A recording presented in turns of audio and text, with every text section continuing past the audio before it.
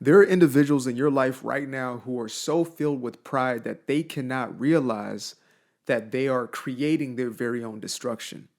There are individuals who are so tied to the victim mentality, to blaming the rest of the world for their problems, that they cannot see the obvious solution, which is to do something different in their life. And when you come to them with the solution, they don't want to hear it.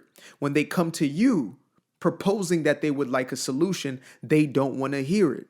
Now, I made a video a while ago that was titled, They Don't Want Your Advice, They Want Your Energy. And this stands as truth with these individuals. Not only do they want your energy, but they want you to feed into their own negative energy. And if you don't match their energy in that way, then they may be liable to cut you off. Now, we are post 2024 election, and I have now heard over 200 to 300 different stories of people having family members cut off, completely cut them off because of their voting decision. These are individuals, mind you, who claim to be accepting, the party of inclusion and diversity. Yet, as soon as they realize that somebody close to them had a different opinion than their own, they cut that individual out of their life. And so I'm going to tell y'all this, for those free thinkers out there, those individuals who are actually looking to, God forbid, solve the problems in your life as opposed to continue to perpetuate them, as opposed to continue to blame the rest of the world for them.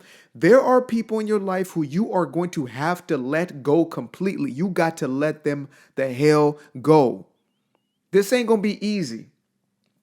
It might be the last thing that you want to do. But when you are dealing with somebody who is essentially dead weight in your life, and I know that it sounds so heartless, but you got to understand that we're not dealing with the person that maybe you grew up with. We're not dealing with the sweet little angelic baby that was born, on day one. We're dealing with an individual who has been conditioned and programmed into hatred, into resentment, an individual who cannot think for themselves. And I would never say that a person cannot change, but you cannot take responsibility for their transformation. It's not your job to wake them up. It's your job to essentially speak the truth and to never be silenced, to not be bullied into silencing yourself or pretending as if you don't believe the things that you do, because that's what got us in this mess in the first place. What got this woke mind virus to spread so fast is that many of us were so afraid to speak out. We're so afraid to say anything because we didn't want to get canceled. And so it was better off just to quote unquote keep the peace. Well, guess what? There is no more peace. People are getting threats placed on their life. There are literally individuals right now on TikTok who have there's an entire movement of poisoning men because they voted for Trump. Imagine that. That's how far we've gotten. That's how far we've gotten. And I don't know how these platforms are allowing such messages to permeate, but that's going to be something we deal with over the bridge. But we are now in a place where we are seeing that there is a difference between the two energies. There is good and there is evil. There is light and there is dark, and it's becoming more and more prevalent. And I'm not even going to take this in a religious context. I'm going to put it as fundamental and basic for anybody from any sort of cultural background, whatever religious background. You can understand the difference between right and wrong. You understand the difference between good and evil. And this is what we are seeing.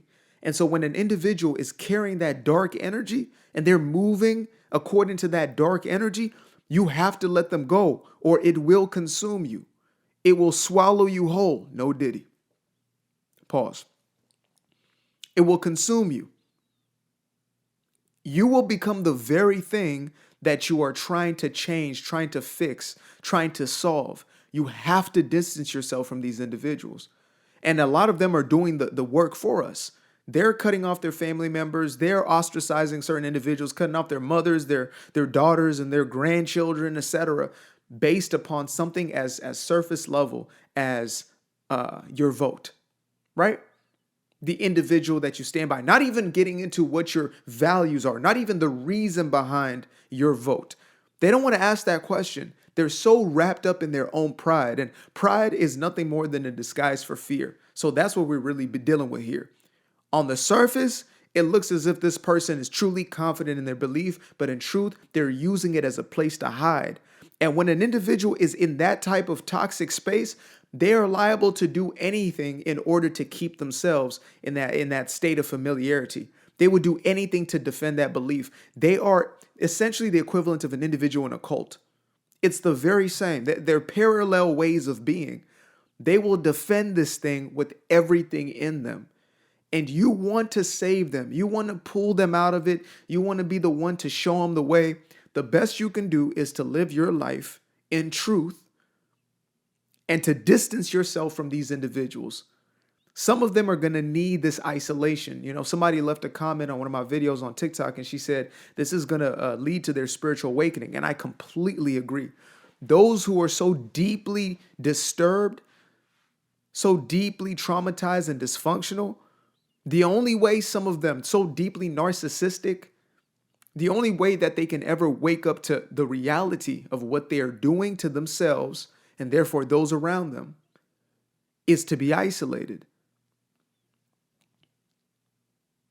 You might have children that we're talking about, kids that you raise and now they're adult kids. You know, I've got multitude of stories from different boomers saying, yeah, I was a part of raising a generation of kids who are, well, they're soft and, you know, they're spoiled and, you know, they've never been told no. And so here they are throwing a complete tantrum because they didn't get their way. They don't know how to deal. They don't know how to cope.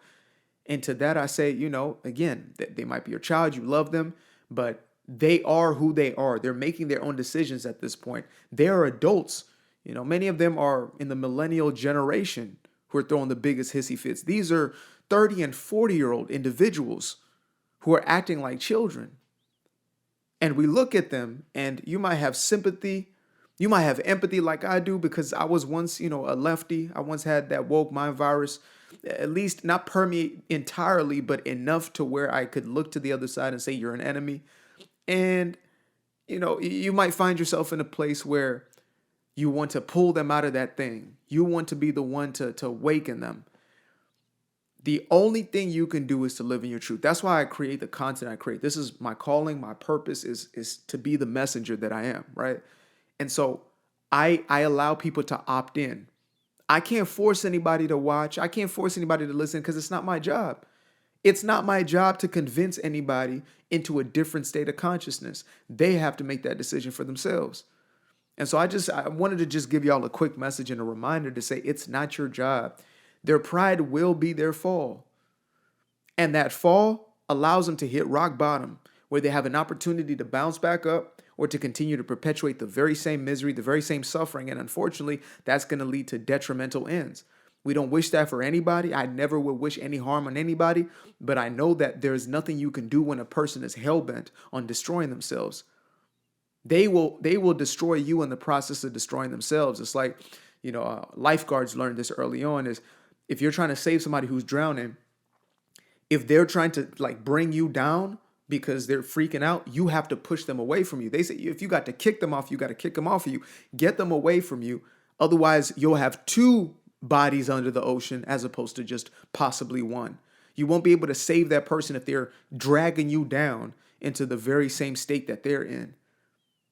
It's a difficult message to receive. It's a difficult one to even execute. But once you're on the other side, you'll see that there's freedom, there's liberation, that this relationship that you got so much validation from or, you know, you thought was so vital and valuable that if there is no true love in it, then what's the relationship anyway? If the love is conditional, then it's not love to begin with.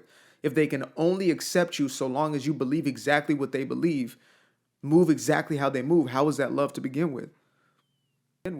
If they can only believe exactly what they believe with,